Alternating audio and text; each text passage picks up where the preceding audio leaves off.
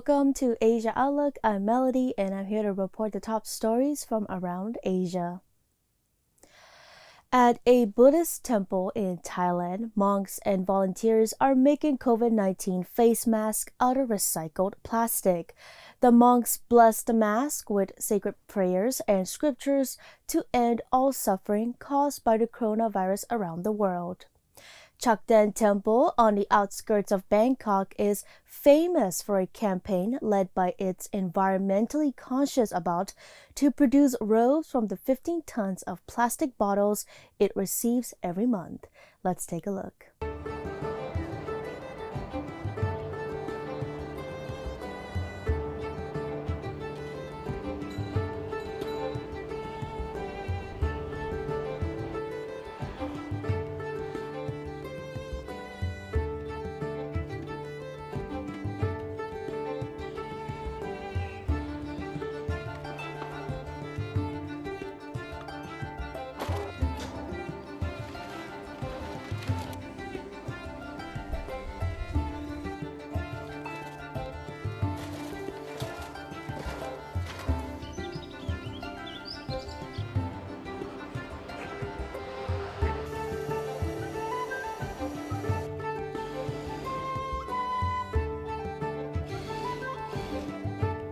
แต่พอมาเจอโควิดเท่านั้นแหละหนึ่งทุกองค์ต้องใส่แล้วสองหน้ากากก็พัฒนาจากหน้ากากกันฝุ่นธรรมดาเนี่ยก็มี waterproof กันน้ำได้ด้วยแล้วก็จะมีผ้านาโนมีฟิลเตอร์มี waterproof อยู่ข้างในเพื่อป้องกันให้มันได้จริงๆ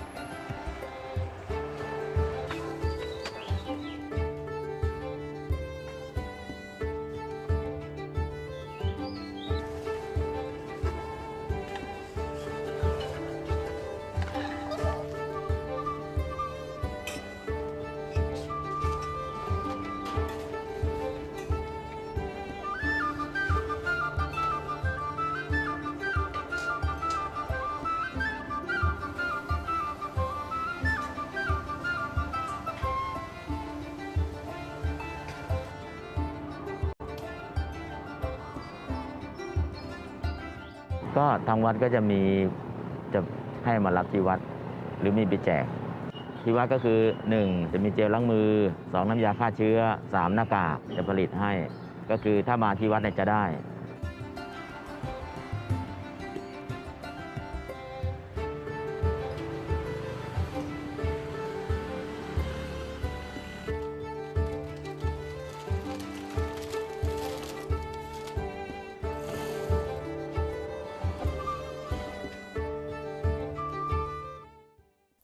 Chinese President Xi Jinping has stressed the need for better workplace safety supervision. As the country accelerates work resumption, he urged efforts to enhance law enforcement of production safety and to hold employers accountable. China's measures to contain the spread of the novel coronavirus have worked, and what China did is helping the rest of the world, Microsoft founder Bill Gates has said on Thursday in a virtual interview with China's Central Television host Bai Yong-sung. Gates shared his insight on global prevention and control and acknowledged China's achievements in containing COVID-19. Let's take a listen.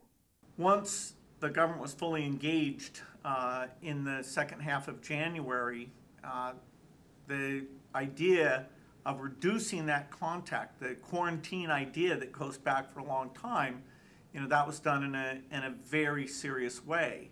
And so that, I'm very glad that worked, because that creates, at least for countries that are as rich as China or richer, it creates a model.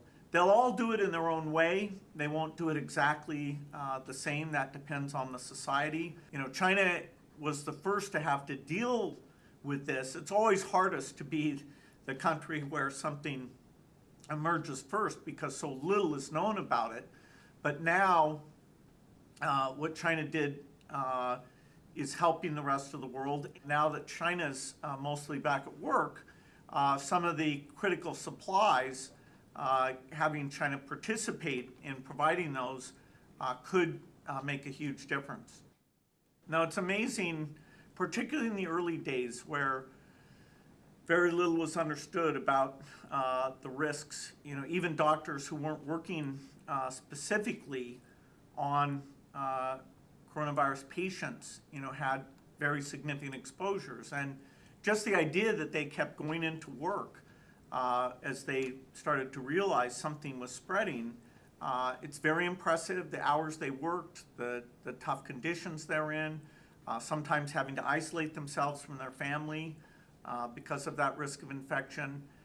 So wherever the disease is rampant, we've seen healthcare workers step up, first in China, now in Europe and the United States. It's kind of amazing what they're doing. Unfortunately, the developing countries probably will be the next big wave, and their capacity is even lower, and so the health workers will face an even more difficult situation. Afghanistan has released 100 Taliban prisoners. It claims they were among the 5,000 detainees to be freed under the deal signed between the Taliban and the U.S. The Taliban says they have yet to verify those released were on the list. The Taliban and United States deal was signed in February. It also calls for the Taliban to release 1,000 government personnel they held hostage. The Taliban earlier had promised the released prisoners would not go back into the battlefield. The prison release is considered as a critical first step to bring an end to decades of war. The largest, brightest supermoon of 2020 rose in the night sky on Tuesday over 100 cities. Stilled factories and countries in lockdown due to the novel coronavirus that has killed tens of thousands worldwide. Take a look.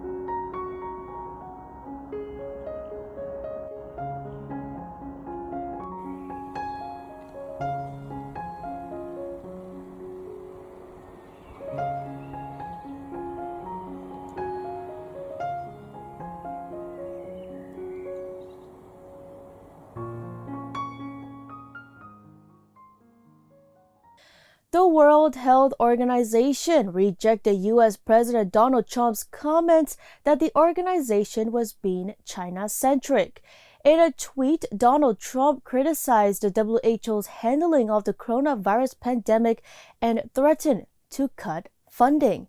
The United States has been one of the agency's top donors. The WHO warns it is not the time for such a move while the pandemic is in, I quote, acute phase. WHO officials say they will continue to work with Chinese authorities to understand and curb the outbreak. Beijing has praised WHO's work and vowed to continue supporting the organization.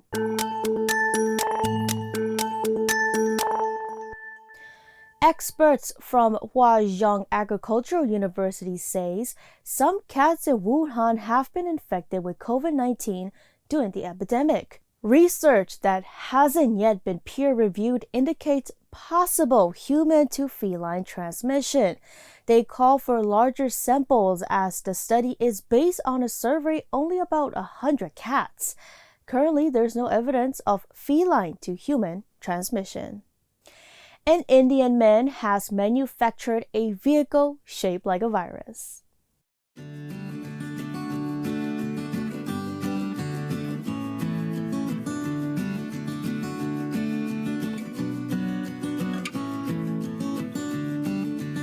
Now I have made this coronavirus car, and it has a 100cc engine. It can travel up to 40 kmph, and it has 6 wheels, single seater.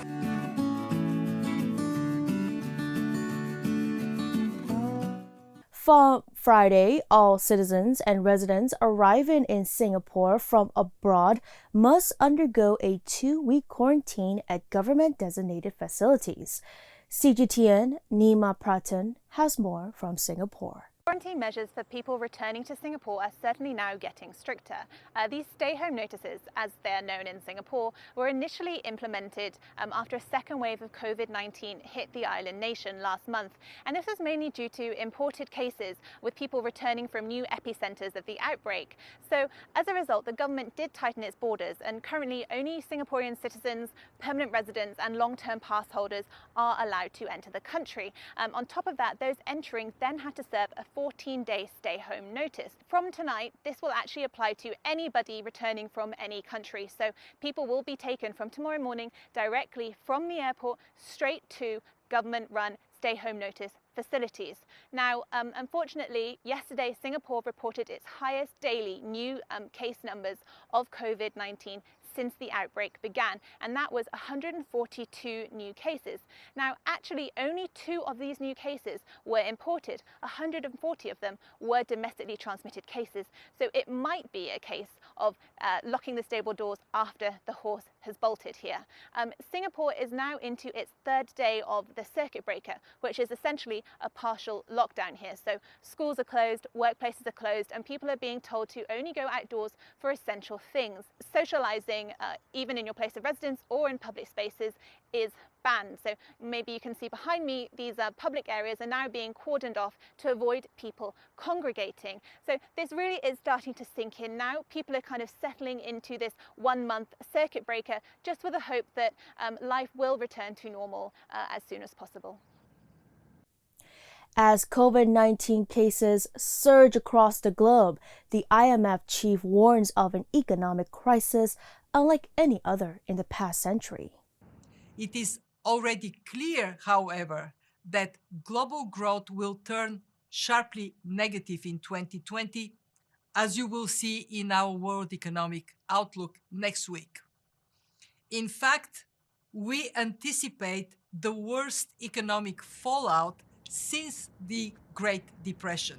A COVID-19 vaccine research group is recruiting 500 more volunteers for phase 2 clinical trials. Volunteers will have a 50% chance of getting a medium dose injection, a 25% of getting a low dose injection, and a 25% of getting a placebo. High doses are excluded as phase 1 test results show it is more likely to cause a temporary fever on occasion. The volunteers will be carefully monitored, and after receiving the tests, they are required to complete 14 days self-observation and return for 3 checkups, 14 days, 28 days, and 6 months after the injection. India Railways is turning train coaches into isolation wards to be used in case the coronavirus spreads further. CGTN's Ravindra Bauer reports from Delhi. In this railway yard in eastern India, workers have been deployed for a special task. They are modifying passenger coaches into quarantine coaches as a part of COVID-19 preparedness. Non-air-conditioned coaches have been identified in 16 zones of railways across the country to be converted into isolation wards. We are trying to convert coaches into isolation wards as they will be needed in fighting against coronavirus. We have almost completed 1 coach and we have started work on the 2nd coach. Eastern Railway is working on a war footing to meet the requirement of enhancing medical infrastructure. Medical department is overseeing the alteration so that the coaches are equipped with necessary medical facilities for the COVID-19 patients. We are not sure if the hospital facilities will be enough, so we have now converted these coaches into isolation wards. And in 1 coach, we can keep 9 patients. The railway is making 5,000 such hospitals on wheels in the first phase. The trains will be sent to those places which will face a crunch of hospital beds as and when there is a spike in infection. Ravindra Bauer, CGTN, Delhi. Christians at one church in South Korea are taking part in drive-in services to comply with the country's strict social distancing rules. While most services have been taking place online, the Seoul City Church decided to hold a drive-in. Churchgoers were back in their Sunday best. Let's take a look.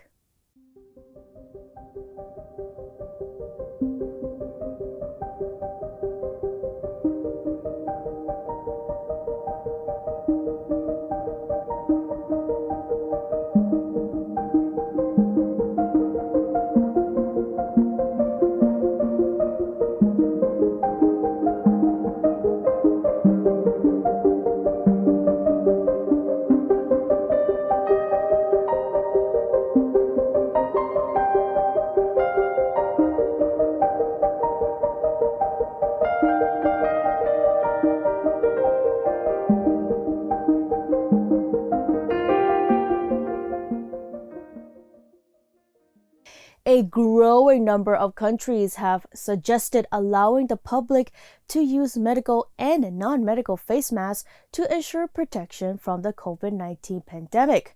The World Health Organization encourages us to study the effectiveness of general public wearing masks, said the WHO Director General Tedros Adhanom.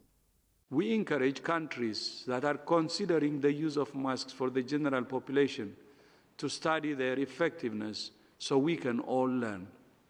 Most importantly, masks should only ever be used as part of a comprehensive package of interventions. Masks alone cannot stop the pandemic.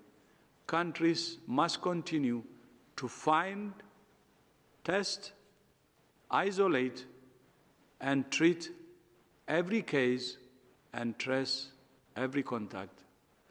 There are proven things, all of us. Keep your distance, clean your hands, cough or sneeze into your elbow, and avoid touching your face. Iranian President Hassan Rouhani says the International Monetary Fund's rejection of Iran's application for a loan to fight the coronavirus is unacceptable and unfair. Rouhani said Iran has paid its share for the IMF and the World Bank, and so the IMF must fulfill its duty. Iran's central bank has asked the organization a loan of $5 billion to combat the pandemic. The United States has blocked Iran's request emergency loans. There are more news coming on Asia Outlook, so make sure you stick around.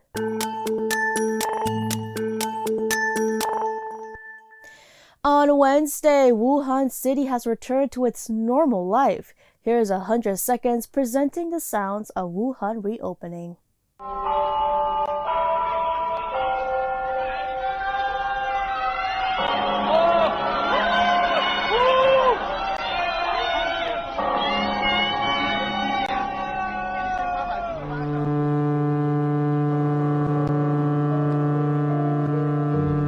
这是我们今天看到的第一辆从武汉西。武汉加油！加油！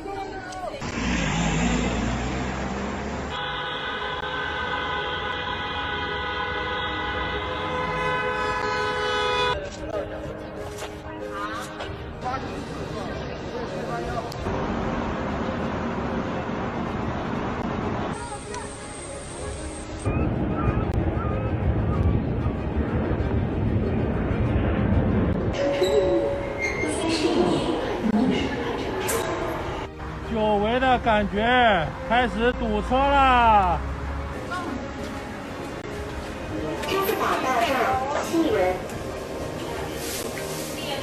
在这一刻，我感觉这个英雄的城市，我熟悉的这个城市又回来了，而且我觉得它正在涅槃重生。 Japan's Prime Minister Shinzo Abe on Tuesday declared a state of emergency over the novel coronavirus, the first of its kind in the country. CGTN Grace Lee has more from Tokyo. Yeah, well, this is targeting some of the biggest and most densely populated areas of Japan, like Tokyo and Osaka. Now, this state of emergency will give local governors a lot more power to enforce some strict measures, like asking people to stay at home, closing some non-essential businesses. But like I've said before, these are all very voluntary measures. They're asking people to stay indoors. They say that the Olympic Village will now be used as bed space for COVID-19 patients, likely people who are asymptomatic because of Tokyo's or Japan's infectious disease laws. People who don't show symptoms still have to be hospitalized. So what they're bracing for here is a large surge in medical cases that don't really need a lot of doctors' attention, but will still take up the bed space nonetheless. Now, Prime Minister Shinzo Abe says he has a goal to make sure that the spread curves a little bit here in Japan. Here's what he had to say earlier. If we can reduce social contact between people by at least 70% or possibly by 80%, we can ensure that there are a lot of cases here in Tokyo already, and the healthcare system is already under a lot of strain. So medical professionals here are saying that time really is running out and that they are running out of options. Yeah, and Grace, the government is also less. Now, Prime Minister Shinzo Abe says he has a goal to make sure that the spread curves a little bit here in Japan. Here's what he had to say earlier.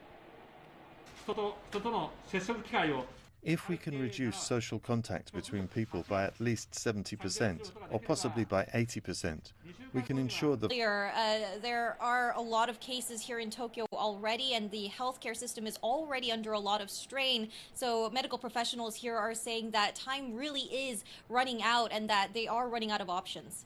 Yeah, and Grace, the government is also finalizing a massive stimulus package that equals about 20% of Japan's economic output, far exceeding the ratios laid out by the U.S. and Germany. How is the government planning to... A Chinese medical team arrived at the Yangon International Airport in Yangon, Myanmar on Wednesday to assist its government ongoing efforts in the fight against COVID-19.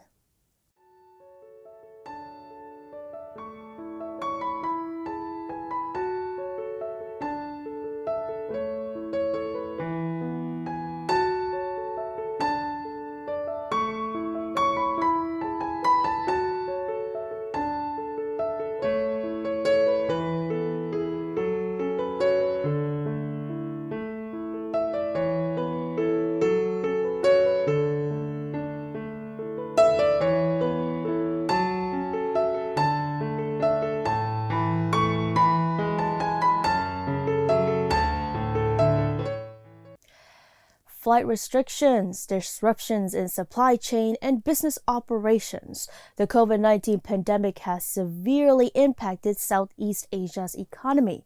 Most experts now warn that in the current scenario, Singapore, Malaysia, and Thailand may face a recession this year, with Indonesia and Vietnam coming extremely close to one. CGTN Miro Liu has more from Singapore.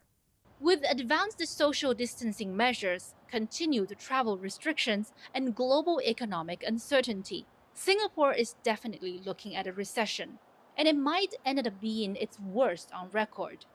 The economy will likely dip into a full-year recession. In our estimates, we are looking at a contraction of 2.8%. A technical recession in the first half of this year is a given. Now, we can expect year-on-year decline, negative year-on-year growth figure throughout the fourth quarter this year. DBS also warned that at least 24,500 people could lose their jobs this year, which is higher than the number reached during the 2009 global financial crisis. To cushion businesses and individuals and to save jobs, the Singapore government has announced 3 stimulus packages, amounting to about $42 billion, which is roughly 12% of the country's GDP. Meanwhile, if you look at the rest of Southeast Asia, the situation is equally grim. In its sharpest drop yet, DBS Bank economists have downgraded the region's average growth forecast to a mere 0.4%, a considerable fall from 4.5% last year. Vietnam and Thailand would be most severely hit from the tourism perspective. In contrast, Singapore and Vietnam will be relatively more badly affected from the export front because both countries have exports to the GDP ratio of slightly more than 100%. I think global demands will be severely impacted. And likewise, global demand, not just in terms of merchandise goods, but also in terms of tourists. I think to a large extent, the externally driven economies such as Singapore, Thailand, Malaysia, they will be the one that will be most badly affected. A World Bank report warned of similar economic shocks, adding that these conditions could drive 11 million people into poverty in East Asia and the Pacific region. Already battling a severe drought, the fall in tourism and manufacturing could not have come at a worse time for Thailand. Thailand is very badly affected by the collapse of tourism in the hospitality business because they've got a very large hospitality and tourism sector, which contributes about 16% of the gross domestic product, you see, so that's going to hit them very hard. With a large informal sector, lots of poor people, a lot of people without savings and financial resources to tide them over, it's going to be very important for governments to step in and spend and support incomes and relieve debt. Economic activity picking up in China is seen as a big plus due to its strong trade and financial links with the region. A lot now depends on how soon the outbreak is controlled and how quickly life goes back to normal in Southeast Asia. Mirulu, CGTN, Singapore. Indian Prime Minister Narendra Modi reversed the export ban on an unproven COVID-19 treatment, the anti-malaria HCQ, on Tuesday. Meanwhile, questions have been raised as to whether India will have enough manufacturing capacity to meet its domestic demand, let alone the quota requested by the United States. However, medical experts in the U.S., including the National Institute of Health's Dr. Anthony Fauci, have warned that there is no clinical evidence that HCQ is an effective COVID-19 treatment. The reversal of the export ban came after the two counterparts talked in a phone conversation, in which President Trump said that he would be surprised if New Delhi did not relent to his request, considering its good relationship with Washington. Leader of the Democratic People's Republic of Korea, Kim Jong-un, oversaw a military drill mortar subunits of Corps of the Korean People's Army, KCNA reported on Friday, ahead of a meeting of the country's parliament, which is going ahead despite the coronavirus pandemic.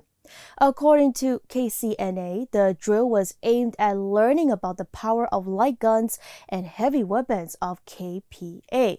Kim expressed great satisfaction over the fact that all the core of the KPA fully accepted the party's idea of giving priority to the artillery and prepare well the firepower subunits for modern world, adding Kim was happy to see shells hitting the target just as if they had eyes.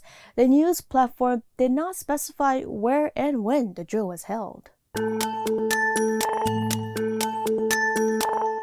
And that's all we have for today's Asia Outlook on MI Radio. Thank you for being with us. We'll be back next week. Until next time.